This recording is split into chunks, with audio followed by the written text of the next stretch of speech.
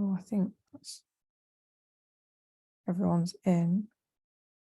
So, hello everyone, I'm Phoebe from AIF. Thank you for joining today. I'm going to just pass you straight over to Bethan, who will do some housekeeping for us. But yeah, thank you.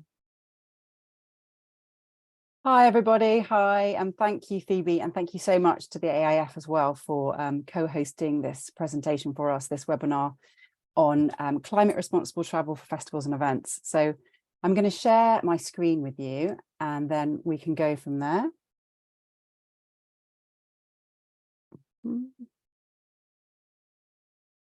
Has everyone got that as a full screen? Someone give me a thumbs up. Naomi, I can see you.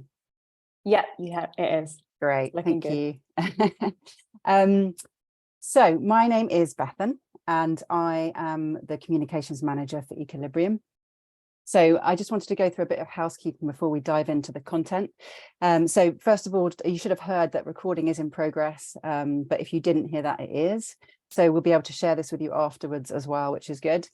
We will have a Q&A at the end, so you don't jump in with questions, but please put your questions into the chat box because we'll have a chance to ask some of the speakers questions, and we will ask Phoebe to read them out at the end for you. So if you put them in the chat box, she'll read them out for you. And we are going to do a poll towards the end, so please take part. It will be really good to just sort of take the temperature of how you're all doing in terms of tackling travel at your events, and give us some insight about what we might be able to do to help you. So just a little intro to the speakers who'll be talking and joining us today. So as I said, I'm the comms manager for Ecolibrium. We're also going to be hearing from Naomi Lawson, who is Ecolibrium's project manager. We've got guests, Chris Johnson, who is CEO of Ecolibrium, but he's also going to be talking to us with his Shambala Festival sustainability lead head on, talking about practicalities of implementing some of the strategies for reductions and measuring travel. He's also chair of Vision 2025. We've also got Ben Robinson with us, who is director at From the Fields. So he's festival director for Bluedot and Kendal Calling. Again, a chance to hear about some real case studies of how people have practically tackled travel. We've also got a member case study. So we've got Kevin Green and Lauren Cox, who I think I saw join, and they'll be talking about how Big Green Coach are part of the solution for reducing travel emissions to events. So how dedicated coaches can help you cut cars arriving to your sites. So I'm going to start with introducing Ecolibrium. I've seen some of our members joining, but I know that there are a few people who are not yet members or who might be thinking about members. So I'll talk to you a bit about Ecolibrium's history and our vision and mission.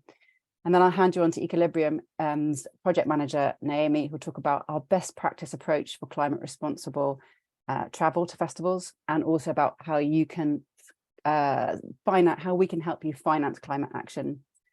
I'm going to do a little intro to our new Green Travel and Transport Guide. So it's our 4th edition that came out last month.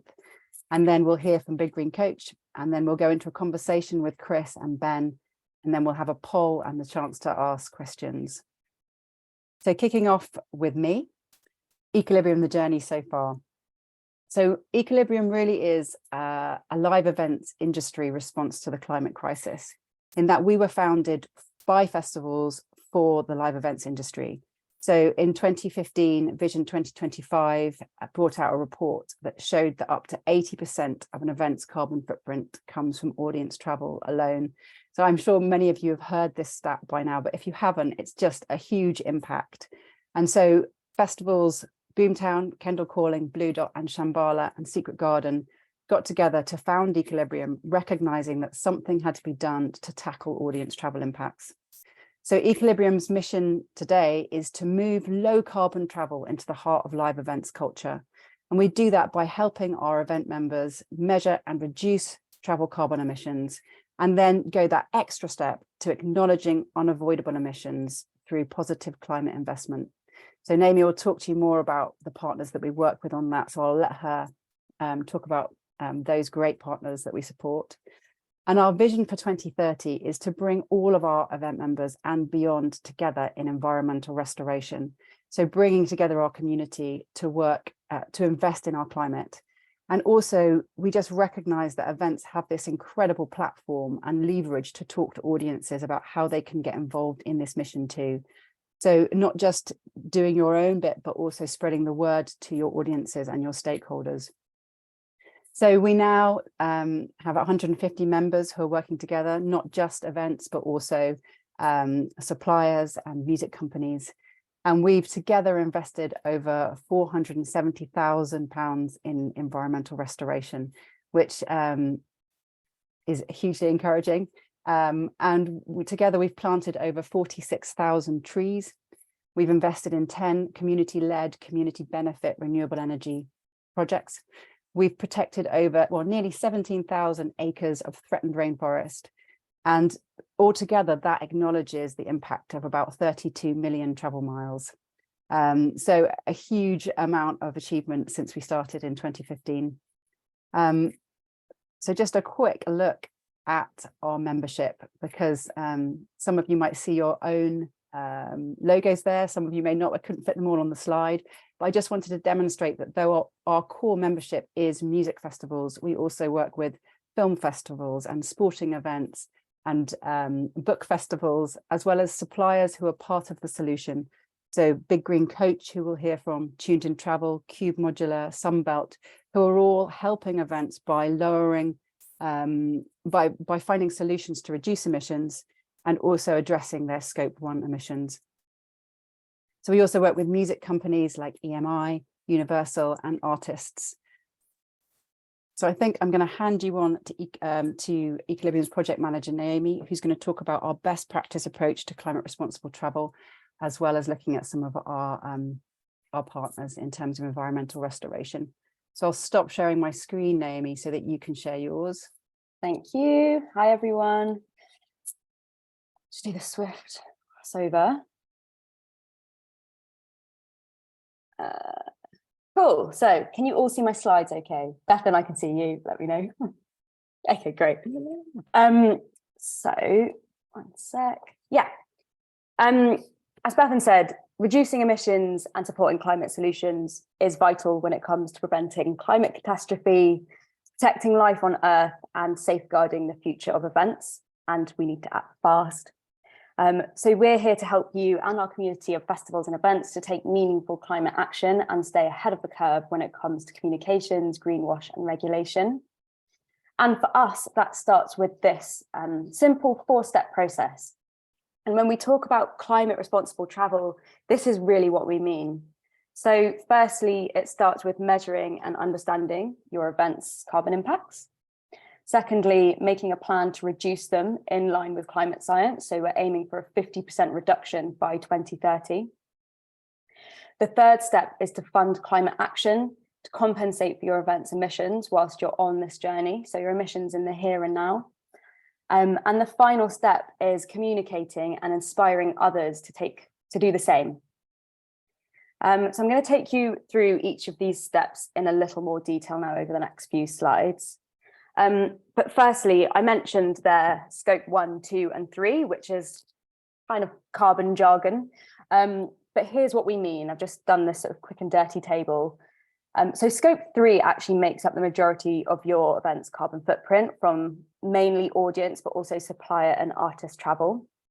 And as you can see on the far right column, we have the tools which are really simple and easy to use to help you measure your emissions across each of these scopes.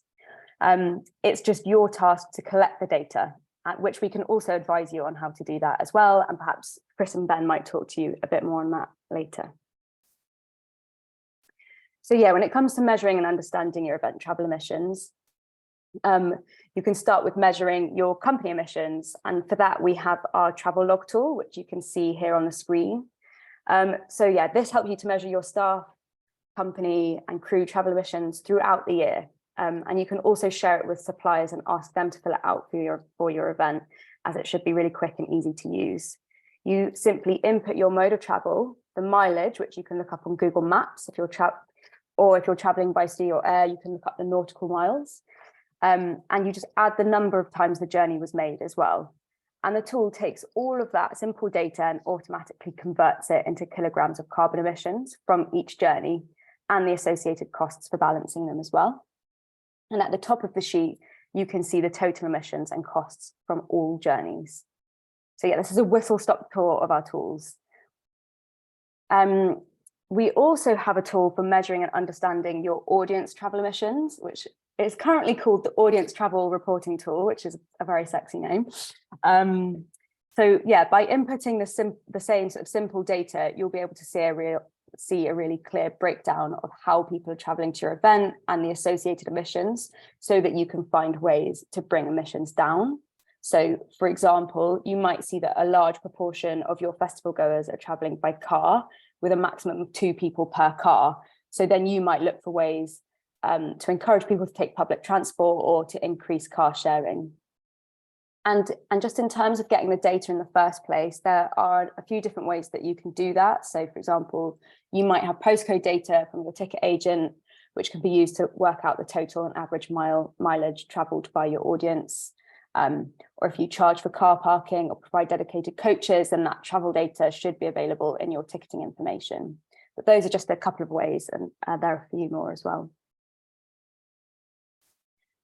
So the second step is making a plan to reduce your emissions. So yeah, we can support you to put a simple roadmap for reductions in place for your scope 1, 2, and 3 emissions. So that includes your audience, suppliers, contractors, artists, staff, and on-site travel.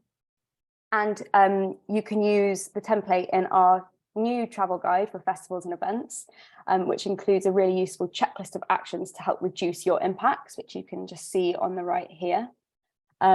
And I've just grabbed some examples of how you can bring emissions down, which are also included in the guide for each of your stakeholder groups.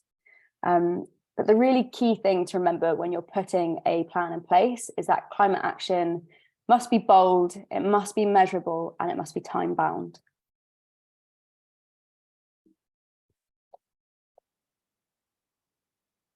So yeah, I also wanted to just speak briefly about funding climate action. So what it means, why it's important, and how you can take part. And again, sort of just to really drive the message home, it's important because we need to halve emissions by 2030 and achieve net zero by 2050 to avoid complete climate catastrophe. But last year, the world created the highest number of emissions on record. And as well as that, annual climate finance needs to increase by at least 7 times to meet our 2030 and 2050 objectives.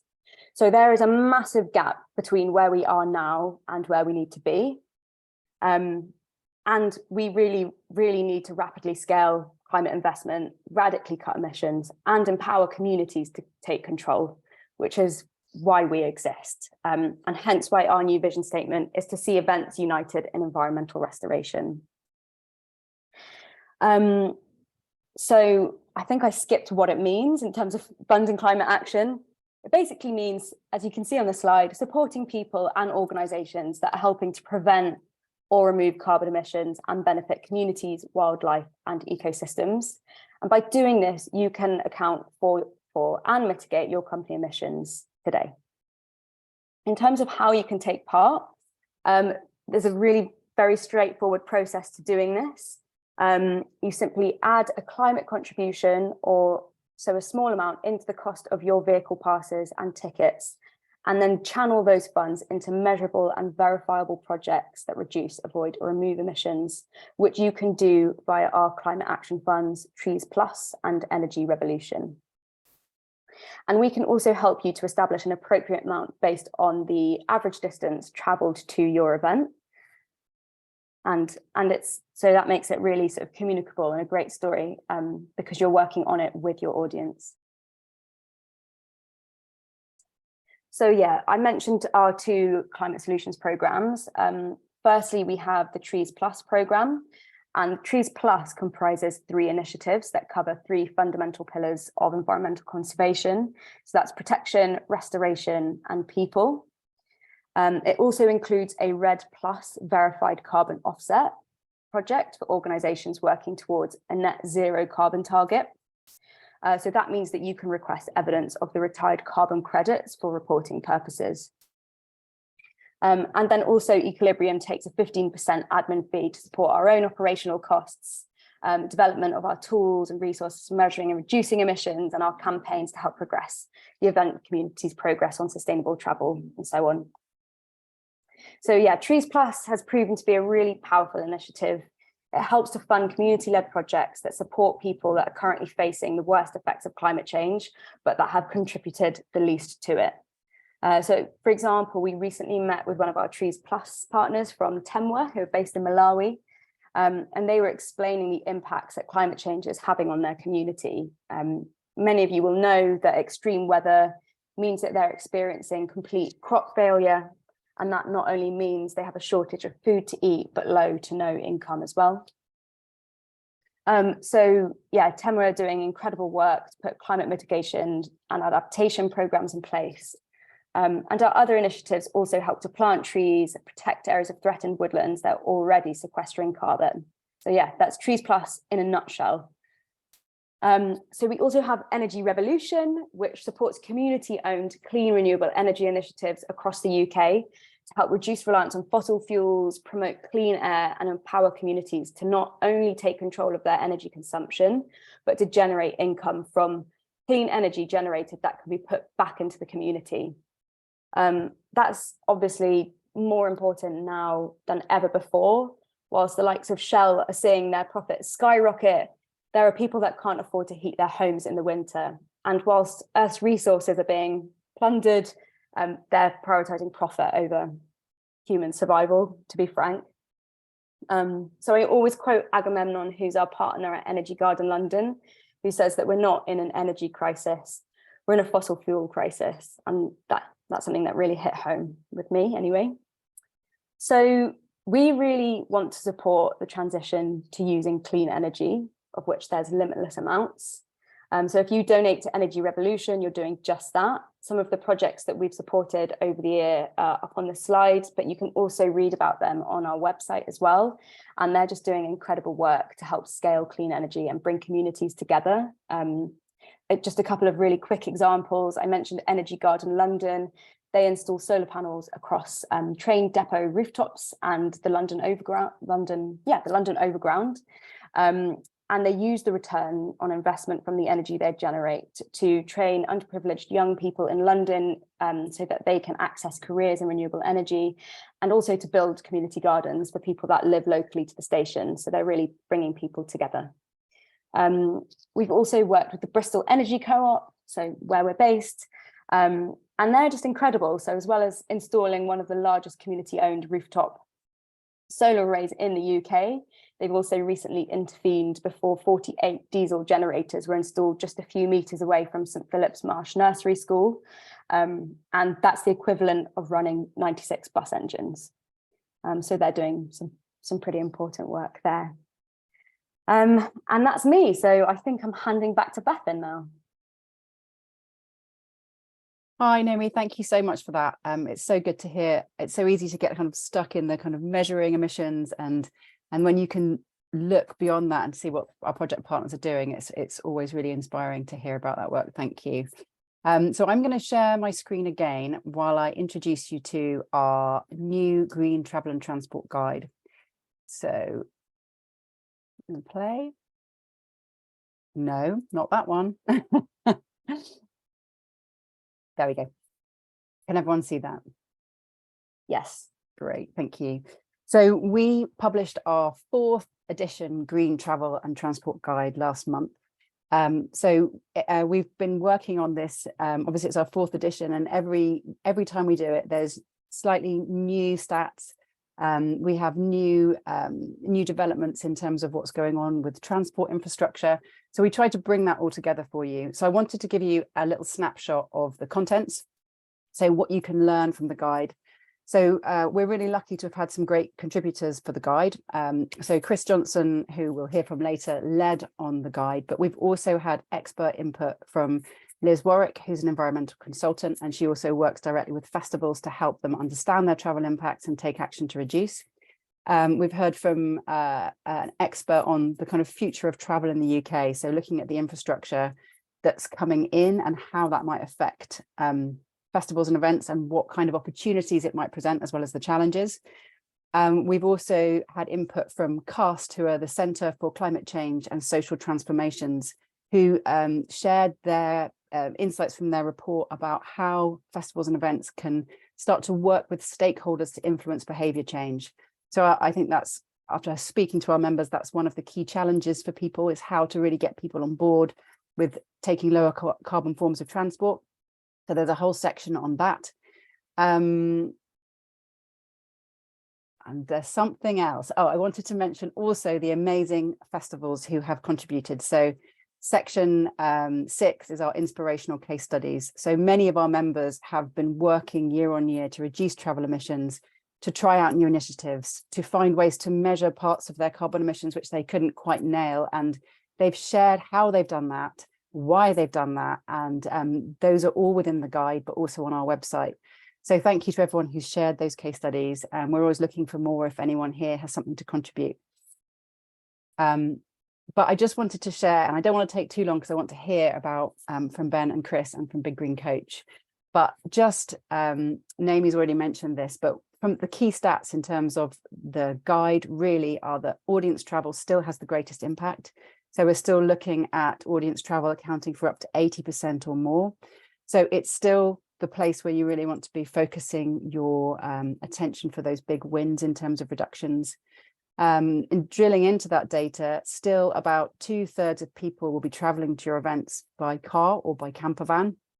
And this research is based on greenfield festivals. So obviously it's different if you're an inner city event, you might have your own challenges, but really we're going to be looking at tackling emissions from cars and also increasing occupancy in cars as being key actions, because the number of people per car is decreasing. So more and more people have cars, more people are traveling to festivals alone or just with one other person. So that's going to be a key place where you can make a difference, is increasing car occupancy. And also, and I'm sure you've seen this if you're selling tickets, that camper van passes are probably on the rise. More people have camper vans and more people are staying in camper vans on site. So in terms of 5 easy wins to tackle this, I mean, honestly, we could do about an hour just on the detail in the guide, but I just wanted to give you 5 takeaway points and then I'll point you towards the website where you can download it. But firstly, encouraging lower carbon audience travel. So less cars coming to your event and higher occupancy per car. So many of the case studies will show how people have achieved that by incentivizing higher occupancy in cars, by promoting things like a lift share and go car share. I know Boomtown had an incentive where people could get early entry on the Wednesday if they arrived with a full car, which is an amazing incentive. And also disincentives, so charging for car parking passes and camper van passes, if you have the capacity to do that within your events structure. Also, you can communicate the impact of travel and alternative ways to travel. So making sure that on your website, it's really clear how people can access public transport, how they can use the shuttle buses that you provide, and making it really super simple for people. So I know one festival has arranged that when people arrive by public transport, all of their camping stuff is picked up and they get a hand, because they realize that it's obviously much harder to carry your stuff around if you haven't got a car. Offering electric car charging, so that's something we talk about in terms of infrastructure in the guide, and encouraging people to just drive more fuel efficiently if they do have to bring a car. And really the key thing that you can do is to make it really attractive and easy for people to leave their car at home and take dedicated coaches and shuttle buses. So making that really visible, making that seem like a really fun part of the event, like an extension of the event, it will be key. So in that, the second point is offering travel plus entry packages as one of your ticket offerings. So including your coach and your shuttle travel in entry. And I know that some festivals, you know, when they sell out of their regular tickets, the only thing left that people can do is to buy a ticket which includes a dedicated coach. So that's one way of ensuring that a certain number of people will be using your coaches. So obviously it's not just audience travel that has an impact. So in our 5 easy wins, I've also put in how you can tackle your supplier travel miles. So people have had success in using local traders, local suppliers wherever possible. And that's something that's maybe not an immediate win for you, but that you can work on over a 5-year plan. So it might be that you work with phasing out suppliers who are traveling from really far away and starting to search for suppliers who can fulfill that need locally. And also, if working with suppliers who are already addressing their Scope 1 emissions, so who are already measuring and possibly carbon balancing those emissions, then you will be working to combat your Scope 3 emissions, which is your supplier travel. So then also something which comes under your Scope 1 emissions is your on-site vehicles. So if you opt to choose electric for your on-site buggies, for your on-site plant, then you'll be addressing those emissions. And also in terms of your staff, if you look at providing schemes that offer shared staff and travel options, so they might be putting on shuttle buses and buses for staff. So that is just 5 key points, but there are very many more in the guide. So I'll put a link in the chat so you can download it. And I think I'm moving straight on to, one more thing, sorry. So we also have a travel action plan, which Naomi's already mentioned, so I won't go into it, but it's downloadable from our website directly, even if you don't go in and read the whole guide. And all of our case studies are available on our website too. So now I'm going to hand on to Kevin Green and Lauren Cox, who are from Big Green Coach. So Kevin Green's the operations director and Lauren is the comms manager. So they're going to give us a bit of an insight into how you can communicate initiatives with audiences and just insights into the benefit of coach travel. So I'll stop sharing my screen and hopefully we can find Kevin and Lauren. There, I see you. Hi.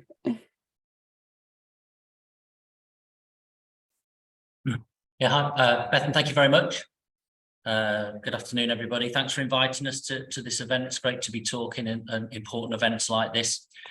We could go on and talk about this subject forever. This is exactly what we do, but we will be brief. But just to say that Lauren and I will welcome conversations with anybody after this as well. If you've got any questions or want to discuss how we could work with your event, then please feel free to get in touch afterwards. So I'm Kevin Green. I'm a director and founder here at Big Green Coach, and with me today is Lauren, who is our communications manager. We'll pass over to shortly. But just a bit of brief info on our business, really. So we were founded in 2009, so next year is our 15th anniversary. We are the UK's largest events travel company. We're lucky enough to be trusted by 100+ events and venues every year. We transport last year well over 150,000 passengers, and we operate national, regional coach services, city, train station, shuttle buses, different types of transport for artists and staff and anyone involved with an event, really. No two of our contracts are the same, so we tailor everything we do to the event and what our clients need. And we already work with many AIF members. So 2000 Trees, we regional coach services, a Cheltenham train station shuttle with Bloodstock, national network of coaches, Lichfield train station shuttle. We also work with Boardmasters and NAS and Why Not, and We Are Festival, Love Saves the Day, Eldorado, and many more. Outside of that, we're an official transport provider and partner for Tottenham Hotspur Football Club and all their home and away travel, Live Nation, SJM concerts, and also into Europe as well for events such as Tomorrowland. So the great thing about coach travel from the start is that it's already the most environmentally form of motorised transport, and everything we do in the business now is to grow on that. And sustainability has always been at the heart of everything that we do, and we've wanted to achieve since the very beginning, hence the name Big Green Coach and where it came from. So since 2009, we've transported well over 1 million event goers, and that takes over 430,000 cars off the road in all those years, which is a great achievement. Remember right at the very start, back in 2009, when we first started talking to an organisation called Julie's Bicycle, and the standout statistic for me, and one I think's already been quoted today, that 80% of festivals or events emissions come from its audience travel. And our mission right from the very start was to be the solution and to play a key role in reducing the emissions of all events. Our first green initiatives back then were involved planting a tree for every coach with an organisation called Trees for Cities. We then evolved and moved on to work with a charity called Cool Earth. And through that partnership over the years, and we still do, currently protect over 2 million square feet of Amazonian rainforests for the next 10 years. But again, we evolved and we started talking to Ecolibrium a couple of years ago now. We wanted them to help us achieve our goal of being entirely carbon neutral. So we formalised our partnership, and through tools such as the carbon calculator and helping us speak to other experts, they've made it easy for us to become carbon neutral officially and verified. And in 2002, we balanced over 824 tonnes of carbon emissions through their verified carbon standard ecosystem restoration and protection projects. I hope I've got that right for you. We do plan to increase this year on year, and we're working hard to do that. And if I pass over now to Lauren, she's going to highlight how we can work and engage festival organisers and audiences a little more. Yeah, so whenever we're working with festival organisers, whether that's maintaining relationships with events that we've worked with for years or sending proposals to new events, it's really important to us that together we continue to highlight and get the message out about the sustainable aspect of our services. So by providing hassle-free and sustainable carbon neutral travel directly to the event, we reduce the impact that festival travel has on the events themselves. So that's less cars on the road, as Kevin was saying, and less knock-on effects from congested car parks, public transport routes. And we're often one of the main features in the sustainability reports from the events that we work with. So Big Green Coach is usually one part of an entire green initiative. So our efforts with Ecolibrium make us the perfect official travel partner to fit within this. We've essentially made the greenest mode of festival transport even greener. When it comes to festival audiences, we engage them again by continuing to highlight that we are the sustainable travel option. So we've streamlined our operation and made what we offer as hassle-free and as easy as possible, so that we've got the time to really shout about the benefits of traveling sustainably and the carbon neutral aspect. And we do this in all our communications on our website, on social media, on our tickets to customers. And now that we are carbon neutral, this is the main message that we get out on anything that we promote, hopefully inspiring people to take action and travel with us sustainably. On the whole, hopefully and usually festival audiences are more likely to be environmentally conscious than not.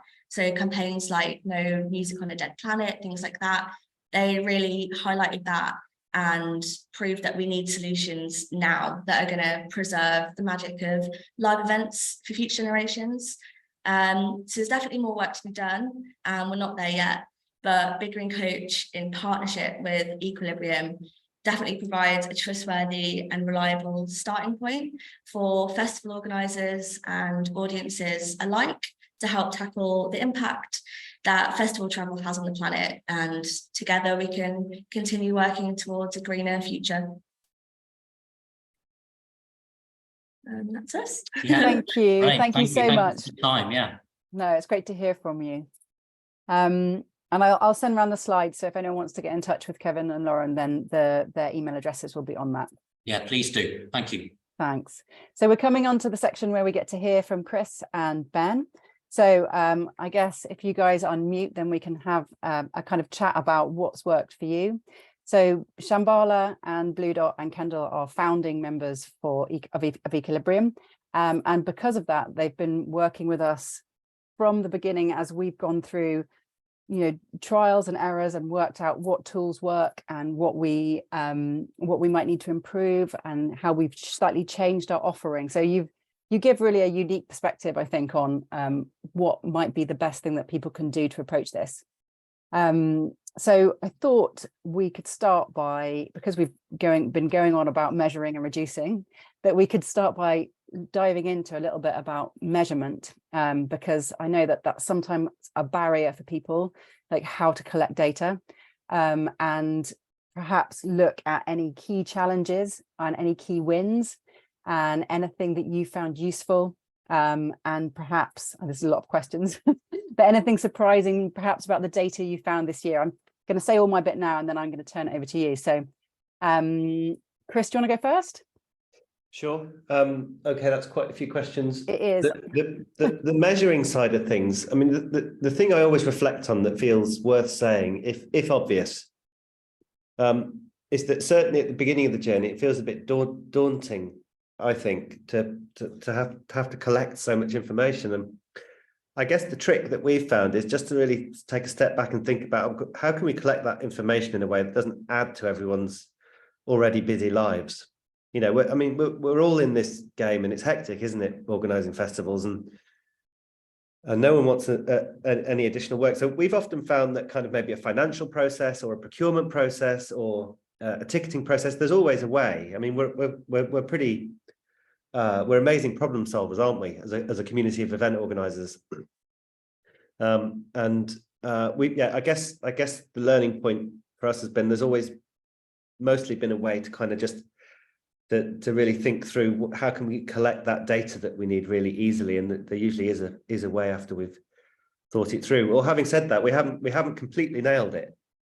We're in terms of Shambala, because there still are some gaps, like there's still some tricky knots that we haven't untied in terms of data. One of them that we've been talking about quite a bit recently is through our event management system or our ticketing system, we can capture kind of the postcodes of the majority of vehicles that come into site.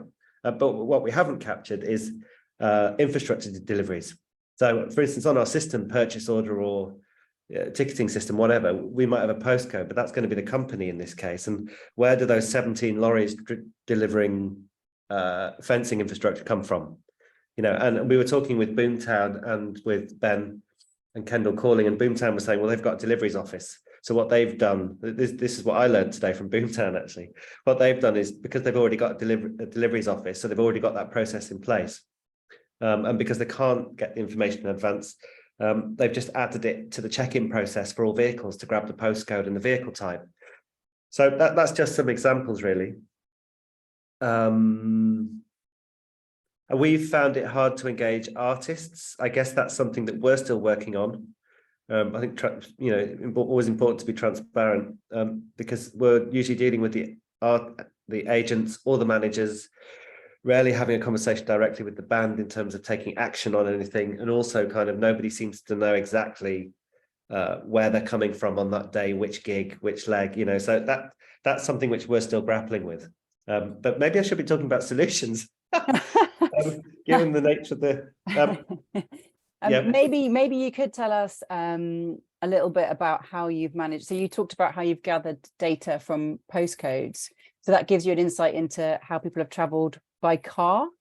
So we actually use the Ecolibrium audience travel tool. I think I've said it correctly, because then there's a process of deduction involved, whereby the information you can get from your ticket agency, all the postcodes and who's traveling from where, there's a little widget which you can use. Well, you can just search for a variety of widgets, but you can turn postcode data into kind of kilometers or miles, and then you can put the miles into the tools that we've got with Ecolibrium, and then it just tells you what the footprint is. But that tool's great because it's designed to be based on what the data we easily have. You just put the data in, and that gives you lovely pie charts and tells you what your breakdown of carbon is for your event. So yeah, we found that really useful. Bethan, you asked me about Ben, do you want to talk about measurement? Yeah, I was going to just hand over to Ben actually before we move on to looking at strategies for reduction. It would be good to know about your journey for measuring, because I know that's it's the first step that we keep going on about to everybody. So it is, and I'll speak to what Chris initially said there as well. When you initially look at this, it can seem quite overwhelming, and thanks to everybody who's taken an hour today as we go into a season. The asks on any festival organisers, small festival to major festival, and anyone working on those teams is so vast, and we have to meet so many challenges, so many new pieces of legislation or COVID crisis. There's a lot to do. And What I think we tried to do with Ecolibrium is sit around, and as Chris said, maybe 7 years ago now, look, and we looked at this as, look, we're promoters and festival organisers. What is reasonably practical for us to be doing, and actually what's effective, because there's so much on a to-do list, so many things to raise with our teams, so many things to get right within what is often 72 hours within a year, where you're actually trying to get all these things, you know, squeezed out of an event and a team running it. So, you know, that speaks back to the fact we sat and went, well, actually 80% of the emissions come from travel, so let's look at travel. And what we tried to do with Ecolibrium is just funnel this down to the most simple steps. So it's great to fill you all in on how wide reaching everything is and how detailed everything can get. But I think it's important probably from today, for anybody who hasn't engaged in this, just to know that it's really simple to start. So, you know, we all started with the audience travel, as Chris said. And we all started by asking the audience to contribute to their travel. And if we take out, you know, audience travel is the biggest amount of travel. And if you deal with that first, then you're dealing with a huge amount of the impact of your show via travel and via the audience. So that's where we began. Initially, we asked for donations, but we didn't feel that covered everybody. So for the year we've just gone into on Bluedot, we've actually put a mandatory fee onto the ticket for the car parking and onto the living vehicles. So we know how many living vehicles and cars are going to be, because everybody has to buy a ticket. And what we did is we do a post-event survey. And as part of that post-event survey, we asked people how many miles they've traveled to the show. So we took an average miles to the show from the data we collected in the previous year, and we put that through the calculator tool, the Ecolibrium, to find out, I can't remember if it was like 50 to 70 miles as average. And we found out how much would need to be donated to address that. And we added that to the car parking ticket.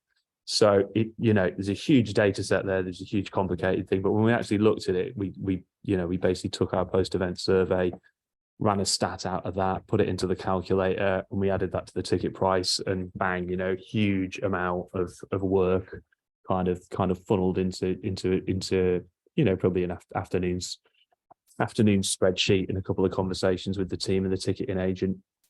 So that's what I'd kind of put forward for measurement. That was, you know, the first thing. And you can get these data from different points. Different shows have different information probably already with them. As Chris says, you can go back to ticketing agents as well, postcodes. That data is all already collected somewhere. If you've done pre-event surveys and things, again, that data may well be sitting within your organizations currently. And it's just a matter of doing a little bit of work with that, having a look at the tools, or having a chat with the team at Ecolibrium to work out, okay, how do we take that and then make something active. What we're then going through in terms of measurements is then looking at the different departments. You know, as somebody started and built all the shows from small festivals, sometimes that department, everything is one person. So, you know, it might be, again, overwhelming to have a look at it all, but where it's not, then, as Chris said there this morning, we heard that from a contractor perspective, actually, you know, if you can't capture that data in advance because you can't get it out of people, be that artists or other people, because they just don't have the time to engage with you with everything they're doing around touring, all these people are physically coming onto site at some point, and at some point they have to engage with your show to get a pass or to get a vehicle pass or to get accredited. And at that point, if you can work something manually into the process where you're going, okay, that's great. What's your name? What's your address? Sorry, what's your name? What's your company? Where have you traveled from? Do you know the postcode? Where are you traveling to? And you know, we're going to kind of trial that across the shows this year to see if we can get and capture some of that information that we're not getting pre-show. And as I've just been doing loads of research into who to book for future festivals, and as a result of that, I've been looking where artists perform. Is an interesting one I've just thought up. It'd be a big piece of work given how many artists are at some shows. But if you go onto Songkick and other websites, listing sites, it will tell you past concert touring routes for artists. So for a majority of artists, when they come into your show, they are coming from another show because they're on tour. And there are, again, it's like you might not actually collect that data, but that data exists somewhere in the chain. So again, kind of there's some work that can be done tabletop and some work that can be done manually in the field. And then depending on how well resourced and how communicative your teams are, obviously it's putting that piece of work onto department heads to see if they can get you that information. And I think, again, back to the start is if you only do one thing and you just go and deal with the audience piece, then that's amazing. You know, don't feel like you have to kind of scratch your heads as we were earlier about how do you work out an Amazon delivery driver dropping something off for a trader? Where does that sit on a huge kind of matrix of travel? It's, you know, you don't need to do it all to do some really effective work. Great. Thank you, Ben. That's really useful. And I think just, I'm not sure how many, I think probably most people do a post-event survey. So it'd be interesting to know if they ask people about travel, or perhaps something that we could do to support people is to look at questions which really work to nail that data. So if that's something you'd be happy to share, perhaps we can add that in to do a post on that to share it afterwards, so that if people aren't already including those questions, we can add that in. The other thing I thought is that I know that one of the festivals in the guide did do a piece on how they are engaging with artists. I think it was Greenbelt Festival. I'm not sure if they're here, but that's on the website as well. So I'll have a look at that and also feed in to our roundup after this event. Chris, go on. So, something that you just reminded me, Ben, in terms of the learnings through these years, has been that when festivals have made a carbon balancing optional as part of the ticketing process, the nature of ticketing processes, in terms of, you know, people often rushing through them, or a promoter's priority to keep them as simple as possible, has meant that the visibility of this as an action in that process tends to be very low. And as a result, we've often had, you know, something between 2 and 5% of audiences actually engaging with it. And that's not representative of, we know from surveys, it's not representative of what people want to do. They want to take action. They want festivals to take action. So when we've started to move towards festivals having a mandatory donation, what we've learned is that's really positive in terms of audience experience, because they don't have an extra kind of click. You know, our world is based on as few clicks as possible. They make the donation, they're happy. You know, the majority of people are very happy to have done that. Obviously, they don't have a choice if it's mandatory.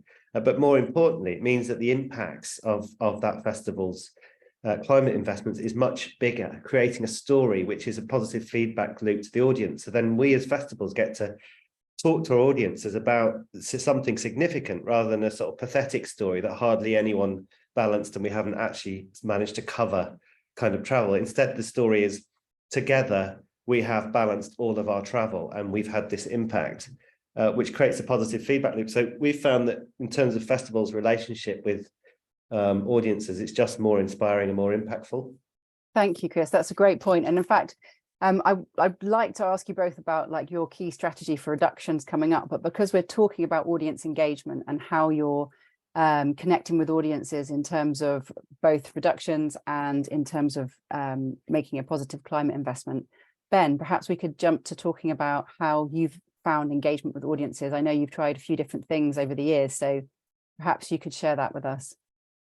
Yeah, so we tried to kind of bring this story to the audience in different ways. And one campaign we actually ran around Christmas a few years ago was we were very keen at Bluedot to kind of join the conversation about discouraging people from buying things for the sake of it, and just creating more gubbins, as I like to call it in the world, unnecessary bits and bobs of things that people didn't really ask for. So we actually did a piece where, as part of a Christmas campaign, we kind of talked about Ecolibrium and invited the audience to get their ticket as a Christmas gift. And as part of that, we then gave an additional donation to Ecolibrium as part of that ticket price. And we found that it was really successful. Kind of people really enjoyed that journey. So that was a good way of talking about what we're doing as well. One of the things that we talked about and actually I think it's probably something that we'll push more in next year's campaign is actually looking at that average price that we add to the ticket being quite an odd number. So say if you've usually got a £10 parking fee and we've calculated that it's maybe £1.33 is the average, is the money that's needed to balance the average miles, he's actually putting £1.33 onto the ticket price. So it's £11.33 as an example, which looks quite odd and might capture someone's attention as to why is that £11.33. And when they look in the details of the car parking ticket, it says this is your car parking ticket. And by the way, we've done the calculation that £1.33 will actually balance your miles. And this is just another way of like bringing people into understanding that. And then obviously they're part of that journey, and they're like, okay, well, that's great. The festival's taken action. I've taken action. I am traveling by car rather not. I'll maybe look into that further, but at least I know something has happened. And then at the shows, we're looking at getting some video in place that can then be shown at the shows to walk through some of the journeys. And I guess one of the challenging bits is there's quite a lot to take in within this whole piece. But as Naomi showed earlier, the depth and the quality of some of the stuff that's been funded as a result of people taking action and giving money via Ecolibrium. Some of those projects are just fascinating. You know, we could stay on here for the rest of the afternoon just talking through those. And, you know, I think I can happily say as one of the trustees from day one that there's so much stuff this charity's done that I'm completely unaware of. Quite by chance, I found that we'd invested in planting trees at Lowther Deer Park, which is Kendal Calling site, and that kind of happens kind of round the houses. And only saw that in a press release that came out from Ecolibrium. So I think involving people in the journey, I guess what I'm saying there is a lot to go at. You know, there's a lot of, you know, if people come on board with Ecolibrium and they are raising funds with their audiences, then there's a lot of different projects that might be, you know, resonate with an audience. You know, that might be around the tree planting and protection of wildlife, or it might be around the solar panels and community projects. So there's a lot to choose from, I guess, to talk about with the audiences. Yeah, thank you. That's a good point, Ben. And actually, that's something that we can definitely help our members with. If you want to kind of talk to us about what would work for your particular audience, and then we could put some options forward. That's something that, because we're a small charity, we are able to do. We can really work with you and your teams to do that. I'm very conscious of time. I'm wondering if we, because I know that we've got a poll ready to do, but I would also love to open up the floor for questions. So we didn't get to reductions in terms of what you guys, Ben and Chris, have done to really start bringing people on board to take low carbon forms of travel, but perhaps that will come up in the questions. I'm thinking that I might have seen something about that. If not, then we can ask that then. But thank you so much, both of you, for all of your input as trustees and as festival organisers, because I think you've really led by example with all of the events that you both run. And the engagement is increasing year on year. It's really encouraging. Naomi. Yes. You had your hand up. Was that because you oh no, it was a clapping emoji. Oh, sorry, I thought you had a hand up. It was sideways. No, okay, all good. Just thank you. Oh, Well done. sorry. But I think so should we move on to the poll, Naomi? Have you got that ready? Yeah, sure. So I'm putting a link in the chat. This is the first time I've done it, so I hope it works, but it could draw up some really interesting insights. So if you could all please go to that link and answer just 3 really quick questions in a separate browser. Meanwhile, I'm going to share my screen to present to you the answers. Is this live answers? Okay. Yes. Brilliant.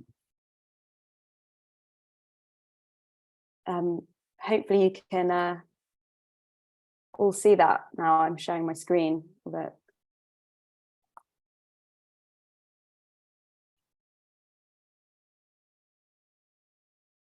Great. So everyone's either got a plan or they're working on it, which is really, really incredible to see. Oh, here we go. And for the second question, the greatest barrier to measuring your event travel emissions, lack of time and capacity, which is somewhat unsurprising. Mm-hmm. Yeah, and again, that's something that we hope to make easier through things like the Green Travel Guide. So if it should just be that there's a simple checklist of actions, which means that someone on the team can just take it and run with it. Great. And I'll just move on to the third question because I know we're strapped for time. Would you like to add a climate contribution into the cost of vehicle passes or tickets? It's good to see that there are no no's, and that most of you would like to do that. So yeah, if you would like support with doing that, then please let us know. We'll put our email addresses in the chat box as well. And we're very aware, obviously, of all the other sort of practical, logistical and other issues that can get in the way. So, and we've worked with so many of our members to get around those. So please let us know again, yeah, if we can help you to iron that out. And we'll share the results of this as well afterwards. Great. So we've got 3 minutes, which isn't very long, left for questions. Phoebe, are you there, and have you been just having a look through if anyone's asked any questions?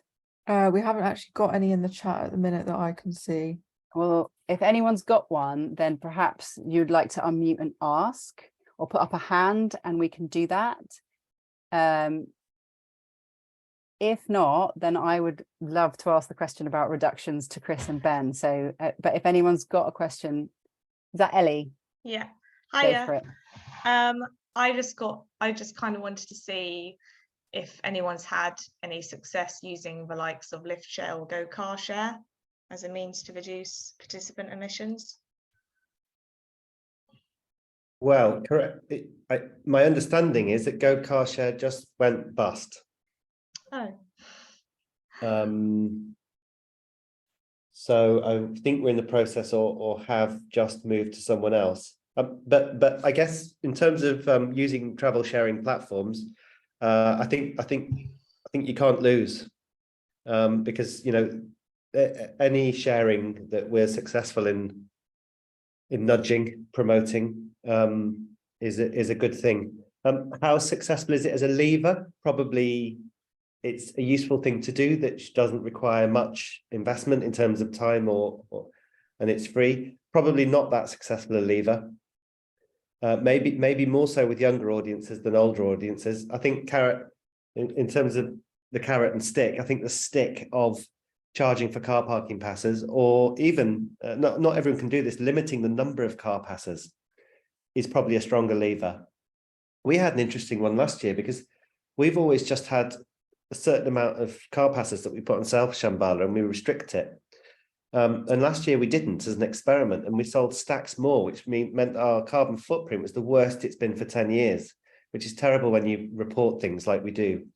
We did it because there was transport strikes and we felt like we needed to. But it was an interesting thing that actually having a feel for how many car passes you can get away with, and kind of setting it, and then I think that pushes up car occupancy because people are forced to share. So that might be quite a strong lever. Just to mention as well that I know a bigger festival, they haven't gone live with the case study, so I won't mention who, but they worked with lift share, but they were a bigger festival and they paid for a dedicated platform, and it meant that they could then get all of the data from that. And they could also do a clever thing with activations, so that when someone lift shared, they touched phones with the person who was driving, and it meant that they got a voucher, which meant that they could redeem that at the festival to get like a drink or some merch, which is a really clever way to do it. But it was, it was thousands of pounds, I think, to set that up. I don't know how many thousands, but I remember thinking that's going to be not so great for a small festival, but it could work if that's something you're really going to push on and your audience would love it. So should we take, we've just gone 1 minute over, but I see 2 hands and I would love to take one more question if that's okay with everybody. So Karen, I saw you first. Would you like to unmute and ask? Hi everyone, I'm Karen, I'm from the Arts Council. Hi Ben. Interesting, because I just wondered how far down the track we are in terms of solar powered PA systems and that sort of stuff. So I remember reading an application we had from a venue down south. It was great. It was all about fully functioning solar powered venue. Well, we had a discussion and sadly it didn't come in as an application, but that could be amazing if we could have fully solar powered festival. Amazing. I don't know where is that on the the agenda? I think that's one for Chris, because, well, just to the focus of being on travel, but I know that Chris has experience of solar panels, so he would probably be best placed to take that. I dropped you in it, Chris. Given the time in a nutshell, it's certainly possible at certain scales. Green Gathering, I think, have done it. They are solar power, so they're an amazing example of it. At larger scales, it's still not possible. We just can't meet the demand for energy. So the kind of stopgap is hydrogenated vegetable oil fuels from kind of from sustainable sources. Yeah, so I mean, maybe it will happen in the future, medium term. And definitely a stage powered by solar. Like, I know there are a few, there's a few solar powered stages which do operate. So different parts of your event might be able to do that on a smaller scale, and definitely solar for like for different parts, like lighting in car parks, for example. You could just move to solar for small areas of the festival which aren't critical as a first step. And then I know, should we take the last question from Sam if you're still here and want to ask it? Yeah, I'll be really quick. Sorry, I was halfway through typing it out. It's just a couple of really quick questions for Ben, really, about car parking. The one was, when you were trying to do donations, what was the uptake and how far off your targets were you? And then also, when it comes to mandatory charges, how does the mandatory charge compare to the total price of the car parking ticket? Like, what percentage is the mandatory charge in order to offset your total emissions from travel?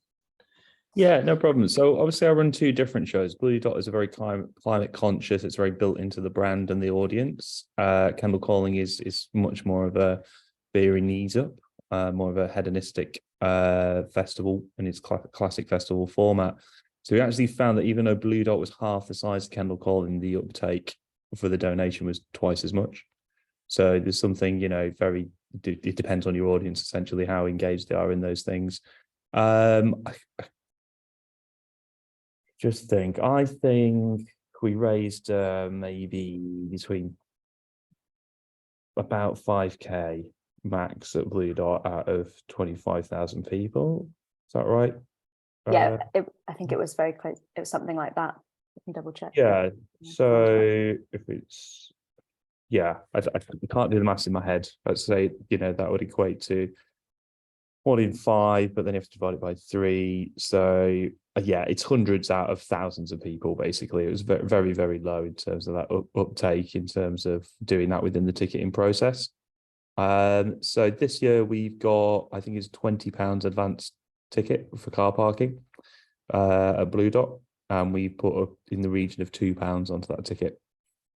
We calculated it for Kendal. It was slightly more for Kendal in terms of the average travel time, but that's because it's in the Lake District, whereas Bluedot's 30 minutes from Manchester. So again, that was slightly more. But I think, you know, we've looked at other shows. I think other shows have not done the calculation, just put £1 on or £2. So somewhere in the region of £1 to £2 will, or whatever show it is. I think when you do the calculations, it'll be roughly in that bracket in terms of average audience travel, because we're on an island and you can't really travel much further than that in a car.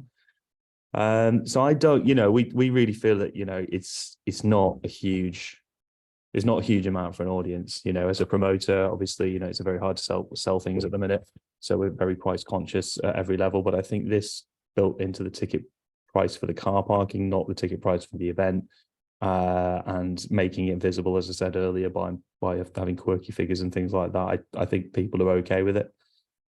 We haven't had any negatives from increasing that ticket price by £2 for the car parking specifically at Bluedot. Thank you. Thanks, Ben. Sam, I hope that answered your question. I just will read Chris's comment that he wrote in the chat box, that Shambala, the car pass is £40 and the carbon balance is £1, but next year they're looking to make it more specific, as Bluedot have done. Sorry, Chris, you probably could have read that out yourself, but I just thought I wanted to highlight it. So we've gone 6 minutes over, but I just really wanted to give you the opportunity to ask the questions, because I know that is really where you get to ask your specific questions and find things that will make it possible for you. But we are on hand any time to answer those questions. So I've put our email addresses in the chat box. Please do feel free to get in touch, and just a huge thank you for joining us and coming to hear about the charity. A huge thank you to the AIF and to Phoebe, and obviously to Chris and Ben for joining us, and to Big Green Coach, Kevin and Lauren, thank you, and to Naomi. Thank you all. It'd be great to hear from you soon.